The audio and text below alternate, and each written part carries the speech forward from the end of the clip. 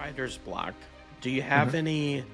Because I think that's something that's pretty universal, really, for any creative field, whether you do music or hmm writing or whatever. You always have like a Yeah. block from time. So, how do you? Do you have any tips about how you kind of break through that? How you get back and engage with your story and get back to writing? What do you kind of do to solve those problems? Yeah, I've taken some inspiration from tips that other authors have given. So Brandon Sanderson, right from the beginning, gave one. It's like before you really dive into the meat of a certain character, and especially if you have a lot of character-driven scenes, maybe write like a little short autobiography of the character. So it's from that character's perspective. It says, when I was 5, I did this. When this happened, I decided to go to this place, and this is what happened when I was 20 years old, and this is what happened when I was 30 years old. And you keep going through that. And so it kind of allows you to shape the personality and the driving motivations of this character without having to like write a bunch of words and then scrap them. And then if you feel like, you're in writer's block again with a scene that has that character in it or other characters, you can always go back to those little autobiography moments. So I think that that's really helpful. And then another one that Justin Lee Anderson, former the Spiffo winner, also said was, one thing that you can do with these little wayposts that you set throughout your planned manuscript or as you're plotting out is during a waypost you say, what does this character want at this time? What are they willing to do to get it? And then what is standing in their way? You'd say that with every character in that scene or at that point in the story. And then that really helps you to kind of wiggle your way around that writer's block. Um, and it doesn't always work right away. Sometimes it takes a little more finagling, but it's a way to, kind of maneuver your words and your strategy instead of just throwing your hands up and walking away. Hmm. Yeah, and I like that a lot. That's I actually hadn't heard that one from Brandon Sanderson. I like that. Uh, hmm that would be fun to do. hmm I One of the things I do is one that you already mentioned too about jumping projects. I hmm think that's like for me, I have several books planned, and so sometimes what I've done is if I get stuck, I kind of just jump into a different one, and even if I end up not hmm using it, I kind of write a scene of this character like 10 years later, and then all Yeah. of a sudden, it kind of, oh, okay, this is how I could actually connect that, or hmm it breaks that, just kind of gets you out of the rut and puts you somewhere else. And then the other thing is I like the idea of, instead of like having a word count goal for the day, so like I'm gonna write a hmm thousand words today or something. I think people Yeah. should just have like time goals. So like I'm just gonna sit down and write for a half hour. hmm And then, because like you said, with creativity is a flow, so it's like some days you got it and you can hmm write and you feel it, and other days you can't, and you're like, you sit down and you're like, I got nothing, I know what no idea what Yeah. to do. And so I think if you just commit to like not necessarily writing every day, but when you sit down and write, I'm gonna sit here for a half an hour and I'm gonna hmm attempt to do this, I think is better. I think you end up getting more words over time than trying to have the arbitrary, like, I need to write 1,000 words today, if that makes sense. Yeah, I think that makes total sense. Recently with Pathlighter 2, not the real name of the book, but just the placeholder. But with this book that I'm writing right now, it pays to sit down for say 2 hours or so, and I can't do it every day. Um, but if there's a day where you can set aside an hour or two to write, you sit down and you go, okay, I want to establish the meat of this scene. Like I want to establish this scene and I want to at least set up what I know is going to happen later. And so then that gives you a little bit more of it gives you a little bit more time to think about how you want the scene to play out when you're away from it. And then when you come back to it, you're ready to go. Um, I can't remember who it was. It might have been like Andy Peliquin during like an interview with Beard of Darkness or somebody where he said the best time to stop writing is not when you are at a stopping point for the day. So if you're writing for the day and then you stop at a stopping point, then you have to like get the creative juices flowing again to jump into another scene or to the next chapter or something like that. But if you stop at a point where you're not at a stopping point and you have maybe half a scene left, well, Mm-hmm. then you come back with this renewed vigor to finish the scene or to complete your thoughts that you weren't able to finish the day before. Mm-hmm. Um, and so I've been employing some of those strategies that I've picked up from listening to other authors talk about it. Mm-hmm. Yeah, there's some there's another author too that says something very similar that's like stop before you're done. Like a pretty big, like a pretty Hmm. famous author says the same thing, and I've heard that, and I'm like, yeah, Yeah. that's the trouble is actually stopping because I'm always like, Yeah. I get so excited, and I'm like, ooh, this is really good. This is really, I'm writing and I'm writing and I'm writing, and then I get to the stopping point. And I'm like, Yep. oh, I should have stopped when I still had some thoughts. Hmm. I think one of the ways that I combat that is to like write before work or something like that. So I'll wake up a little early to try and write before work because anymore, like as an adult, you just realize that if you want to get anything done, you have to wake up early to do it. Like doing anything after work is almost impossible. Mm-hmm. Um, but if you get up and write before work, well, then you have like an actual time that you have to stop. Mm-hmm. And so that helps to keep you, honest about stopping when you're supposed to. Yeah. Um, and yeah, the other projects too, like moving on to other projects or jumping to something else, that's also something that can be really helpful. And I understand now why some authors like George R. R. Martin or like Stephen King will do something completely different instead of going for the sequel that everyone wants. Mm-hmm. Um, because It's a Martin's got a lot of, refresher. So yeah, refreshes their yeah. brain. And I mean, it's a lot of creativity. You don't want to be stuck into the same series forever, especially, if you planned out a long series. You got someone like Sanderson who, instead of writing all of the Stormlight books back to back, he's got all of these projects in the middle, and it lets him come back to his work with fresh eyes. Mm-hmm. Um, and while I might not have read every Sanderson book, or I might not be as fully versed in everything in the Cosmere as I'd like to, Stormlight is like my ride or die series. I will come Mm-hmm. back to that series at any point, and I know that he's doing what he can to write the books as best he can and to keep it as fresh as he can. So, Mm-hmm. um, I think that's a good strategy for him. Yeah. Yeah. I love Brandon Sanderson, and I love watching it's kind of both. I mean, I love his stories, and I'm with you. I Hmm. haven't read everything. Like, I actually haven't read Mistborn. Like, please, nobody, attack me. That same. I haven't read Mistborn Yeah, either. I I've need got to it. get It's on into the it, but shelf. It's yeah. on the list. I just have not. Like, my problem. I'm a super slow reader. So like a Mm, big book that's like 1,000 pages. It just takes me a long time to get through. yeah.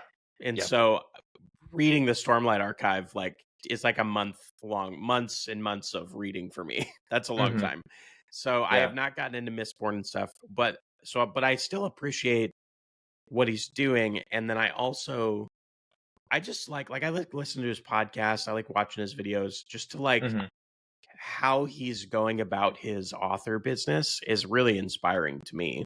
Yeah. Um, I think a lot people can go. Maybe you can tell me which way you go. I think some people go the way of like they see someone like Sanderson and they go, I could never do that. Like Mm, they do the comparison thing, but then I personally I just see it as an inspiration of like, man, that'd be hmm. cool to do what he's doing someday. You know? Yeah. No, I think I'm more in your camp where I think that, I might not be able to do it on the scale that he does just because he already has a large following. He's already has all these books under his belt. But there are so many things where I'm like, that would be the coolest thing ever to do, and I could totally see doing it with this book or with this series or something like, Hmm. he really opened the door for authors to do Kickstarters. Hmm. And it made it more. I'm sure authors did Kickstarters before him, but I think him doing a big Kickstarter really just um, maybe legitimized. I'm not sure if that's the right word, but it legitimized the notion of doing that as an author, and especially you've got people like my buddy Caden Love or Amber Toro doing Kickstarters for their books that were massively successful. Herman Hmm. Struernagel over at the Greatest Podcast in the Multiverse, he's got his book coming out and just had a massively successful Kickstarter campaign. I think that is something that a lot of authors may not have attempted before seeing how successful Sanderson was at it. Hmm. Um, and then also just, the doing the YouTube and writing at the same time. I'm not sure how many authors have done that before, but people like Sanderson, Daniel Green, Jenna Moreci, um, Hmm. it's definitely, it shows the benefits of doing both. Andrew Watson, Fool's Tale, he's got his books and his booktube both like fueling each other and doing a really good job at creating a following for him. Hmm. So um, I think that authors like Sanderson have done a really good job of showing what people can do, and it hasn't made people shy away from trying it just because he's massively successful and Yeah. people think that they might not be able to achieve that same amount of success. Yeah. Yeah, that was, I mean, and I'll come back to Sanderson in a second, but that was part of the reason with starting the YouTube channel for me Hmm. was I just thought maybe I can just build an audience while I write the book, you Hmm. know? Because it was kind of one of those, like I like talking about it. My brother and I actually started it together, but it's called Writing Quest because we're Hmm. like on the quest, you know? And Yeah. so I just thought like there's no reason not to. Like why not do that and just kind of share the journey as we go through it? And I ended up having I kind of doubled down because I gained a lot of even more respect for Sanderson after the Kickstarter stuff, Hmm. especially around all this stuff with Amazon, because Yeah. I think he just put his money where his mouth is, and he's like, he's standing up for the broader world of writing, not just his own self Hmm. interest, and that I gained a lot of respect for him for that. Yeah, I have mad respect for the guy. He is really showing anymore in trad publishing, a lot of what you hear is negative, or you hear about Penguin Random House snapping up another, smaller publishing company or something like that. But Hmm. I think that what Sanderson has shown is that the writers still have quite a bit of power. They still have a lot of power and reason to, you know, feel that they can advocate for themselves. And that's why I think, in part, the indie community has exploded in recent years. Is just, I Hmm. think authors have realized that they have stories that people want to read. And even though the trad publishing community is potentially becoming smaller and smaller because of all of these big publishing houses snapping each other up, I think that a lot of people have realized that they have the power to do it themselves, and it's Hmm. amazing what a lot of indie authors are able to do. I'm constantly impressed every single day. When an indie author promotes this amazing book and they have written this beautiful story and they did it all. They did it all on their own, and it Yeah. makes me feel inspired that I can do the same thing in the future. Hmm. Yeah, and Sanderson too. I mean, he's in a way he's kind of moving towards indie publishing Hmm. because with the Yeah. Kickstarter books, like he published those, I don't believe that he published them through anyone, so he published them through Yeah. himself, and Hmm. so it's kind of like he's even seeing the need of like, well, I can do this, especially Hmm. with he's got such a huge platform now too. But Yeah. I interviewed Caden Love quite a while back, and one of the things he said was, and I fully agreed, was the self-publishing used to kind of have the stigma of like this is what you do if you can't succeed as a traditional publishing, Yeah. and Yeah. and he thinks the stigma of that has really fallen away, and I agree. I think there's so many great stories being written, and I don't think anyone really cares anymore like who Hmm. published it. They just want to read good stuff.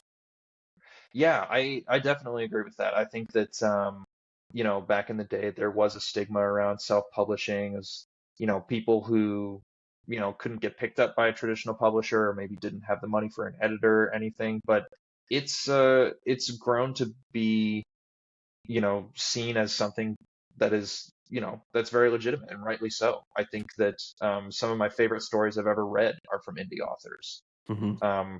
And all of my reads thus far this year have been indie authors and will probably stay that way for a very long time. I have a lot of respect for authors who can, get a manuscript published by a traditional house, but at the same time, I think that there's something incredibly endearing and something incredibly commendable about seeing your story through every single step Hmm. with no help from a publishing house and making sure that you're still able to pull something off the shelf that has your name on it. Hmm.